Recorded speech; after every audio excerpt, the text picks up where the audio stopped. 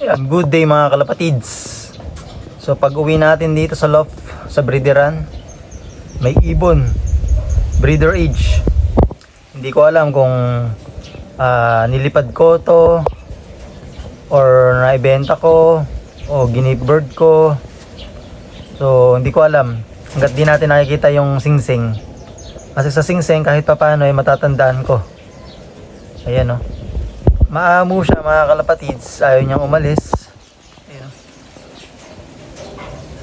Gandang ibon. Possible dito nga siya lumaki kasi ayaw niya umalis. So hinuhuli ko.